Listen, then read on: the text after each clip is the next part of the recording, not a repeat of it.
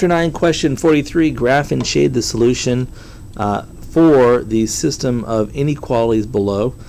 These are both linear, and I'm pretty adequate at sketching functions for sketching lines, right? I don't have a problem with that, so I'm not going to generate a table of values here. I'm going to slide this down just a little bit. I don't need to see all that.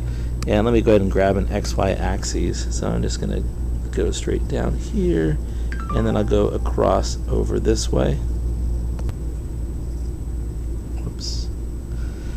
So our first curve is y's are greater than or equal to 4/3 x minus 2. My y-intercept there is at -2. So I'm going to go ahead and place my starting value here. And from that point, I have a slope that's positive 3/4. So I'm going to move up 3, change my y value by 3, and then I'm going to change x by 1, 2, 3, and 4. And then up by 3, and then change by 1, 2, 3, and 4. So that's a pretty good idea of what that function's doing. And I'll go ahead and connect those dots in just a moment. But let's go ahead and graph the other function as well. I think I'll grab a green pen to do this. So this one has a y-intercept at positive 3.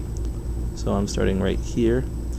And this particular one has a negative slope of 1/2. So I'm going to go down 1 unit and then to the right 2. And then down 1 unit to the right 2. Oh, there's a point where they meet. Down 1 and to the right 2. Down 1 and to the right 2.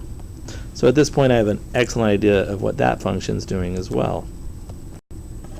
This second line has a boundary that is non-inclusive, right? It says the y values are less than this, so I'm not going to be drawing a solid line here. I'm going to draw a dashed line for these. So let's see, dash, dash. And the other one says that y's are greater than or equal to, so that is going to be a solid boundary line. And I'm going to go ahead and use either ruler or red pen, and I'll do this in red also. So this one I'm going to dash as well. Oh no, solid, sorry, this is a solid boundary line. Oops, a little off there. Now once I have my boundary lines drawn, and I need to test what point constitutes the solution for these. And there are 4 distinct regions, right? I can see that these lines are cutting the plane up into 4 regions. One of them is up here in the top, and this is a second possible region. Here's a third region, and down here is a fourth. And I'm not really looking, and I know that a lot of us were earlier taking a look at the XY axis. I'm ignoring those and just considering those 4 regions that those 2 lines that I just drew divide the plane up into.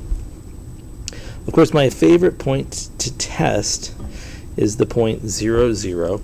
So I'm just tempted to go ahead and test that one quickly. If I plug in x is 0 and y values are 0, this inequality becomes, is it the case that 0 is greater than or equal to -2? And that is true.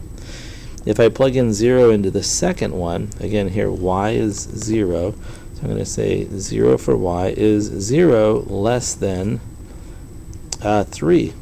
That's true also. So I can see based on testing points, I believe boundary or area 2 is the one that has the solutions. And now I want to look at those graphically a little bit differently, right?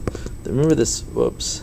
Remember that first curve said that it says that y values are, what does it say? It said y values are those things that are greater than or equal to, and then it gives the function. So in that case, I would definitely be shading above, right? All of this stuff above.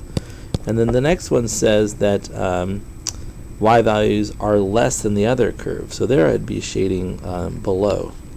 Now the place where I've shaded both, right, this little region where the crossing is over here in region 2. So I meant to use the pen that disappears and I didn't, but the solution then should be everything in here. So if I pick any xy pair from this region, it would satisfy the inequality. And we did try the 1 point, right? X is 0, y is 0. my favorite point to test.